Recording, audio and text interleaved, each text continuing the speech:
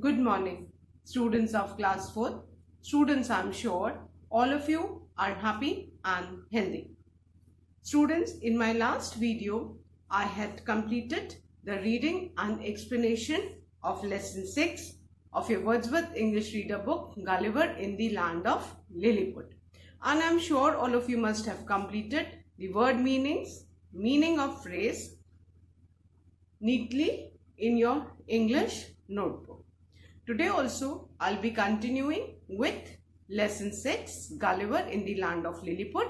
So all of you, please take out your English notebook and your Wordsworth English Reader book. Turn the page to page number 45. Students, please take out your English notebook and your Wordsworth English Reader book. Turn the page to page number 45 as I'll be continuing with the exercises of lesson 6, Gulliver in the Land of Lilliput. Students, first of all, I'm going to read aloud this lesson for you. Please listen to me carefully so that even you can pronounce the words accurately. So, please pay attention as I read lesson 6. Lesson 6, Gulliver in the Land of Lilliput, page 45 of your Wordsworth English Reader book. I must have slept about 9 hours, for when I woke up, it was daylight. I tried to get up, but I couldn't move. My arms and legs were tied to pegs fastened into the ground. Thin, strong cords were tied across my body and attached to pegs in the ground. My long hair was spread out and tied down in the same manner. All I could do was to stare upwards at the sun, blinking to ease the pain on my already strained eyes. Suddenly, I heard strange noises around me, but I couldn't move to find out what they were or where they were coming from. The next moment, I felt something alive moving on my leg. It progressed over my stomach and onto my chest, stopping just below my chin. I lowered my eyes downwards as much as I could, hoping to see what sort of insect was crawling on me. Then I suddenly gasped. Why, it's a human creature, barely 6 inches tall. This creature had a bow and arrow in his hands and was followed by 40 more creatures like him. I was so surprised that I let out a frightful roar. All the creatures ran helter-skelter and jumped off my body in terror. After some time, they gathered courage and climbed back onto my body. This time, one of them even clambered onto my chin to get a closer look at me. He let out a screech of excitement. Hekina Degul. Hekina Degul, repeated the crowd after him. I didn't give too much attention to their words. I was more concerned with setting myself free. By twisting and turning and pulling and pushing, I managed to pull out the pegs that were holding my left arm down. With one arm free, I was able to free my hair and turn my head to the right. There were cries of panic from the little creatures, and suddenly hundreds of tiny arrows hit my left hand, pricking me like hundreds of needles. When arrows began striking my face, I groaned with pain and raised my left hand to protect myself. They also started jabbing spears at my side. Luckily for me, my jacket was thick and prevented me from getting severely injured. I thought to myself that the wisest thing to do would be to lie still until night. So I stopped struggling and the arrows stopped coming. But soon I heard another loud noise near my right ear. It was like a banging, like people at work. I turned as much as I could and saw about 50 of the creatures setting up a platform 1.5 feet above the ground. Soon 4 of them climbed up ladders and stood on the platform. In the middle was an important looking man. He made a long speech looking in my direction. And of course, I didn't understand a word of it. But I could tell from the tone of his voice that some words were threats, other promises, and still others reassurances, especially when he pointed all around and repeated over and over, Lilliput, Lilliput. So I was in a place called Lilliput, though I had never heard of such a country or seen it on a map. I tried to answer the important looking man and tell him that I was a friend and meant no harm.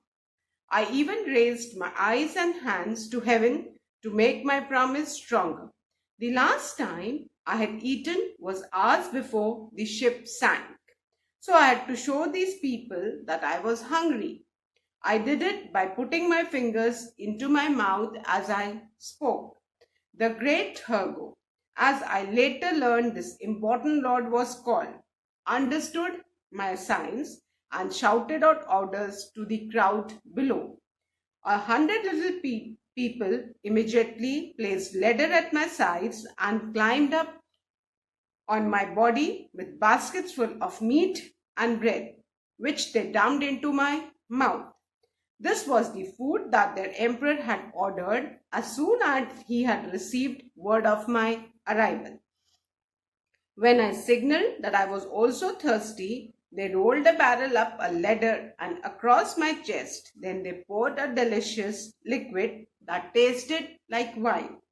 But their barrel was only equal to a cup.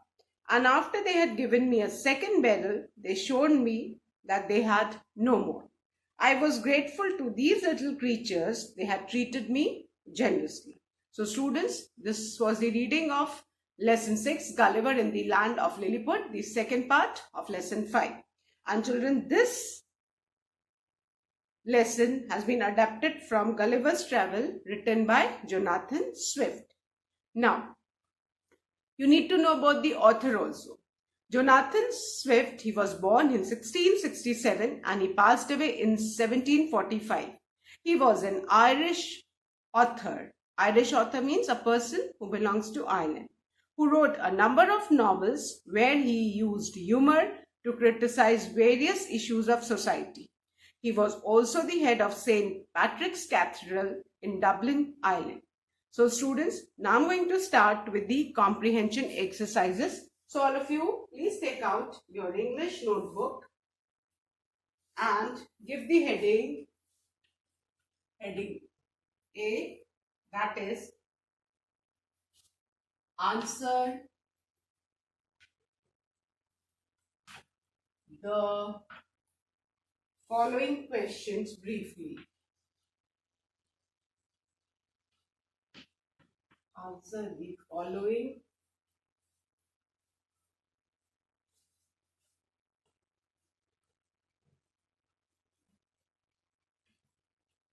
brief.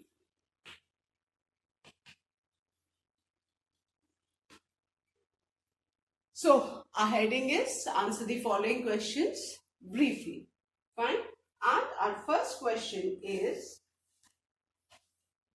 where did Gulliver find himself after the shipwreck?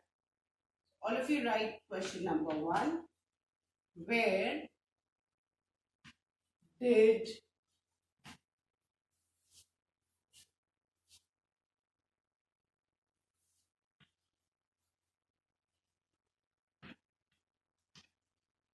Gulliver find himself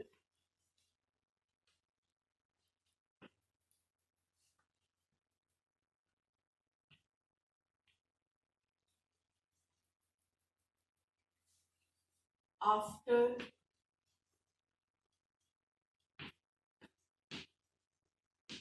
the shipwreck? जब वो ship जो है वो सैंक कर गई टूट के after hitting the violent storm, तो गलिवर वो शिपरैक्ट, वो बहता हुआ किसी तरह अपने आप को बचाते हुए वो किनारे आए। तो वो जब उठा तो उसने अपने आप को कहाँ पाया? This we need to answer. So Now, as we have read the lesson that after the shipwreck, Gulliver found himself tied, है ना, वो जब उठा तो उसने क्या देखा, उसको चारों तरफ से बांधा हुआ था, fastened with pegs and cords, isn't it? And he was very uncomfortable because his hair were also spread and tied out. So, let's write this answer. So, the answer is after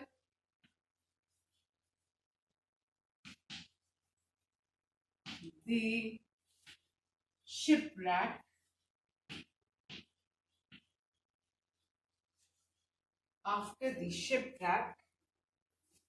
comma,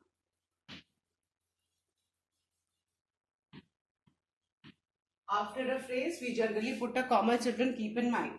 Fine. Gulliver, अब find है, did है, तो that means हमको जो verb है उसका past tense use करना है. तो find का past tense क्या हो जाएगा बेटा? Found. So after the shipwreck, Gulliver found himself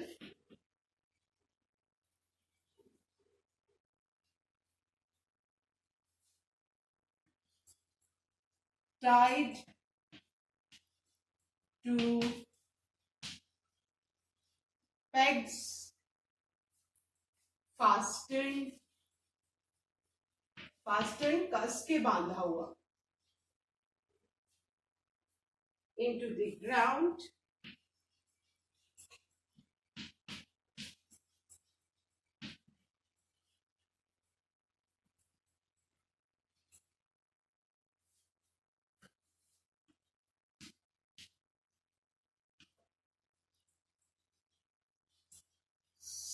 surrounded by strange human creatures,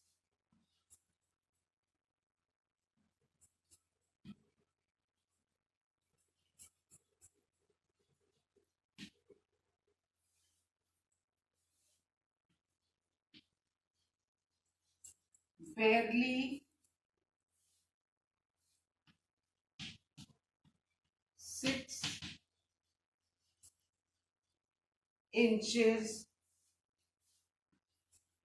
tall in the land of Lilliput.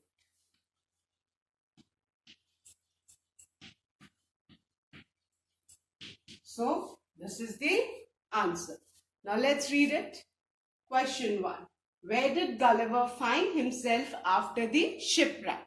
So, the answer is after the shipwreck, comma, Gulliver found himself tied to pegs fastened into the ground, surrounded by strange human creatures, barely 6 inches tall in the land of Lilliput. So children, this is answer number 1. Again, I am repeating. Please ensure that you copy the correct spellings. Answer 1.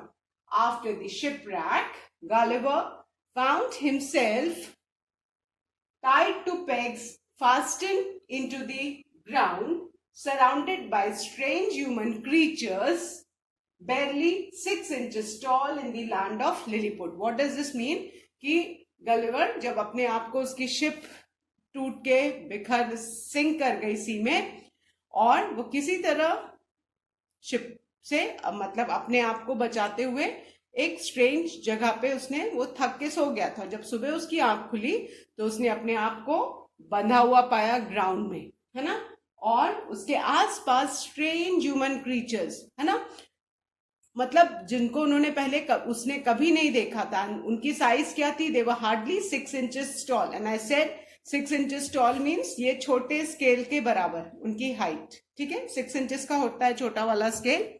तो वो आसपास उसके छोटे 6 inches बराबर human creatures थे, और वो किस जगह पे था? In a place called Lilliput. Fine. So now I'll be repeating, then I'll be erasing and writing question number 2. Question 1. Where did Gulliver find himself after the shipwreck? The answer is after the shipwreck, Gulliver found himself tied to pegs fastened into the ground, surrounded by straight human creatures barely 6 inches tall in the land of Lilliput. And please ensure that you all draw a parting line after each answer. So I hope all of you have written this answer, children. So now I'm going to erase question number 1 and write the second question.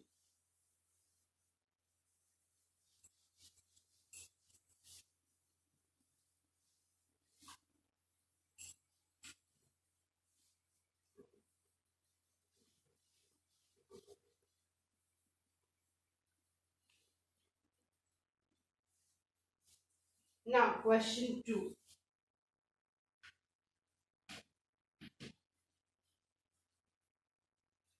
What had the strange creatures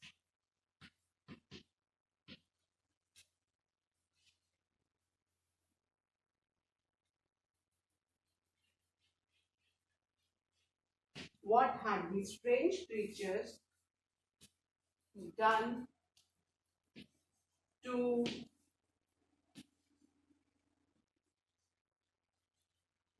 Gulliver? Now, this question says कि वो जो strange 6 inches tall creatures थे, उन्होंने Gulliver के साथ क्या किया? So, the answer is उन्होंने तो गलिवर को जमीन से बांध के रखा था. So, we'll write the strange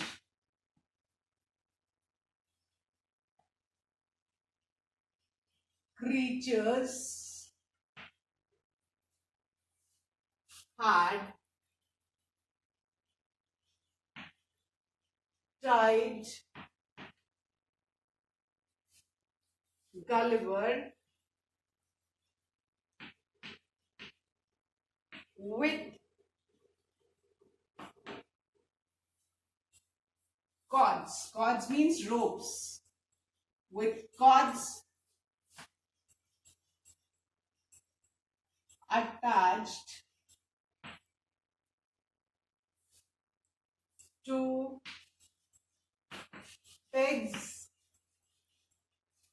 fastened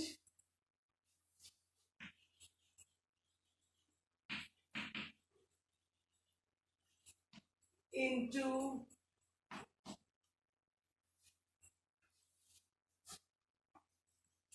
the ground. So, this is answer number 2. Question 2. What had these strange creatures done to Gulliver? The answer is the strange creatures had tied Gulliver with cords attached to pegs fastened into the ground. वो strange creatures ने Gulliver को बांध के रखा था, ठीक है, रस्सियों से और कीलों से, जिनको जमीन में उन्होंने फास्टन किया हुआ था, so that he could not get up and move. So, question 2, what had the strange creatures done to Gulliver? The answer is, these strange creatures had tied Gulliver with cords, C-O-R-D-S, cords, with cords attached to pegs fastened into the ground. Clear? I hope all of you have done. Please write fast, children. Again, I am repeating, and then I'll be erasing and writing the third question. Question 2. What had these strange creatures done to Gulliver? Answer is, the strange creatures had tied Gulliver with cords attached to pegs fastened into the ground. Please write the correct spelling. Cords, C-O-R-D-S, fastened, F-A-S-T-E-N-E-D. So, the strange creatures had tied Gulliver with cords attached to pegs fastened into the ground. I'm sure all of you must have written this answer. So now I'm going to erase and write the third question.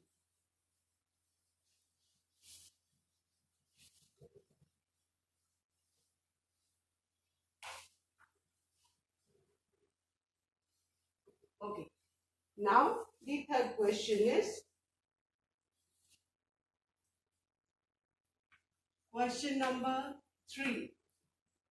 Why did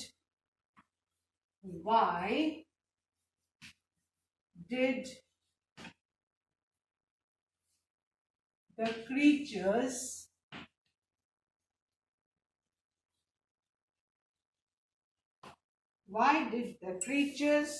shot arrows at Gulliver?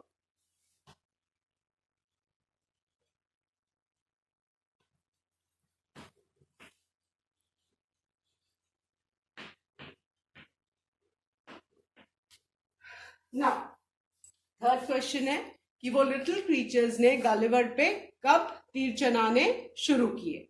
तो जब उसने अपने आप को free करने की कोशिश की कि वो किसी तरह अपने आप को फ्री कर सके, so because he was uncomfortable. तो जब लिटिल क्रीचर्स ने देखा है कि गलिवर हिलडुल रहा है, अपने आप को फ्री कर रहा है, तो the moment they saw him twisting, turning, pulling, pushing, they started shooting arrows towards him. So we'll write the answer when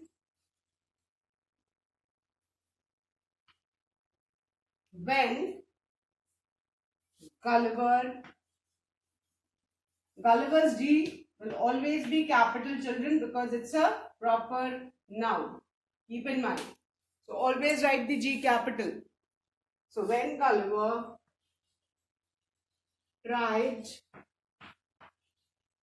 to free himself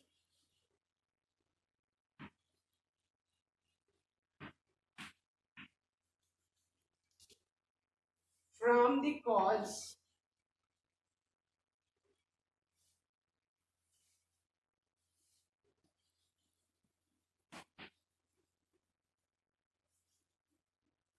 and pulled the pegs छोटी छोटी कीलें, जिससे कॉर्ड्स को जमीन में बांधा गया था। From the cords and pulled the pegs, the creatures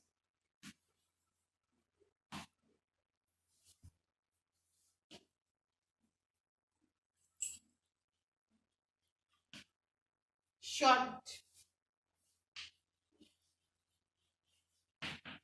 arrows at him. This is answer number 3. Question is, why did the creatures shot arrows at Gulliver? Answer is, when Gulliver tried to free himself from the cords and pulled the pegs, the creatures shot arrows at him. When Gulliver tried to free himself from the cords and pulled the pegs, the creatures shot arrows at him. Done? I hope everyone has done. So once again, I'm repeating the answer. Then I'll be erasing and writing the fourth question. Question 3. Why did the creatures shot arrows at Gulliver? The answer is, when Gulliver tried to free himself from the cords and pull the pegs, the creatures shot arrows at him. Shot, S-H-O-T. Yeah? So, I hope all of you have written this question and the answer. Children, now I'm going to erase and write the fourth question.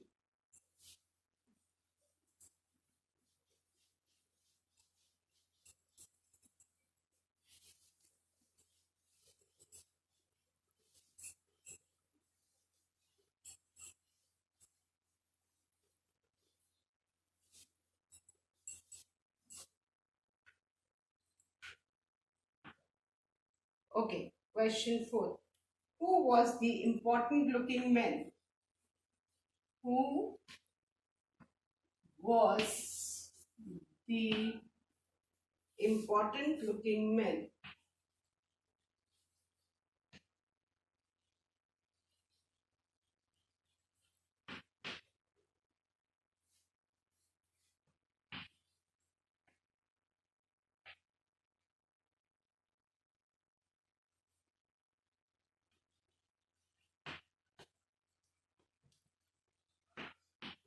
When the little man had set up a platform near Gulliver and he could see that four little creatures were standing on their platform, and in the middle was an important looking man. And later on, Gulliver learned that he was the great Hargo, an important lord of the little creatures.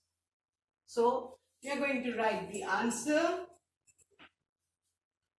The great Hargo was the important looking man. The great Hargo. Who की जगह आप खाली great Hargo लिखेंगे. So the great Hargo was the important looking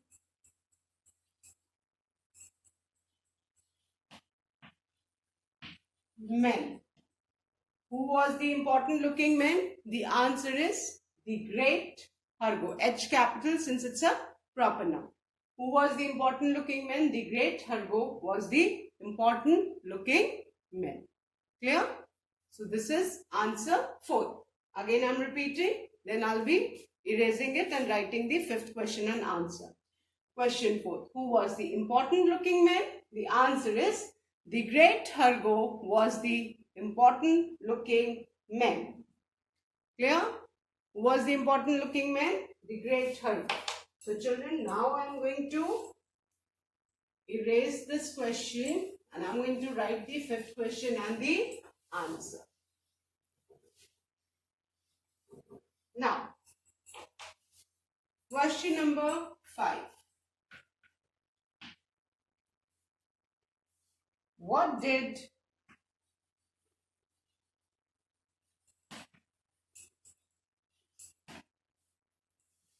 he want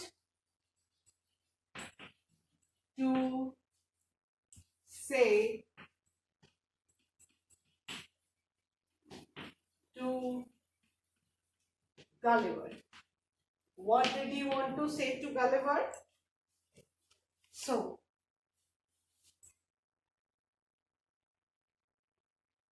the answer is great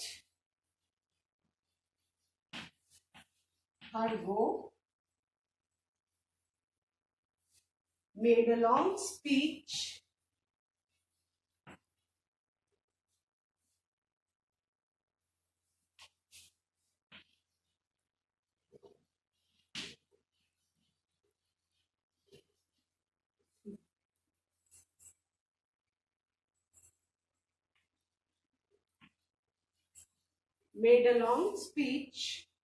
looking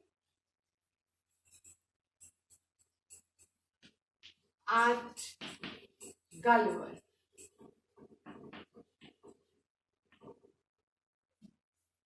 Though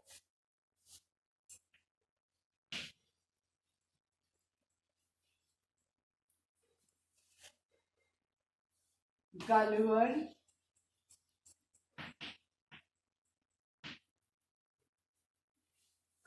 couldn't understand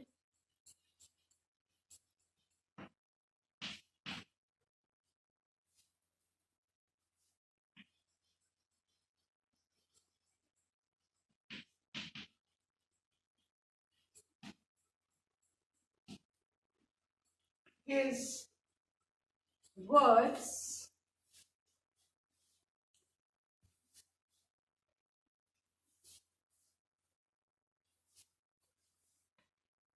but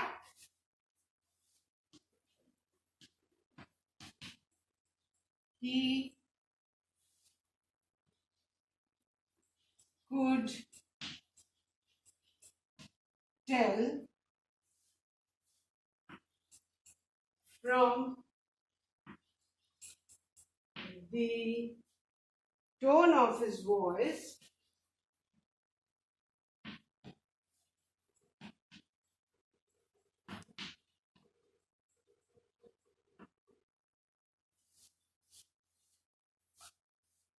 that some words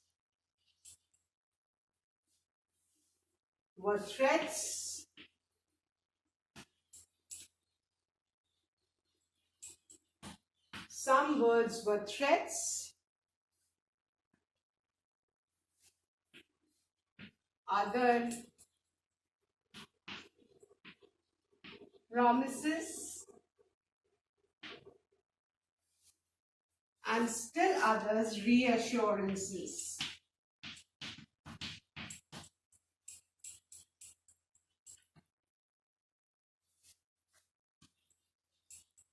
REASSURANCES. So, let's revise this answer. Great Hergo made a long speech looking at Gulliver. Though Gulliver couldn't understand his words, but he could tell from the tone of his voice that some words were threats, other promises, and still other reassurances. Clear? Question 5. What did he want to say to Gulliver? The answer is, Great Hergo made a long speech looking at Gulliver. Though Gulliver couldn't understand his words, but he could tell from the tone of his voice that some words were threats, other promises, and still others reassurances. So, students, that's all for today. I'll be continuing with the next question and answer in my next video. So that's all for today. Please do complete all these 5 question and answers in your English notebook. Thank you, students. Have a good day ahead.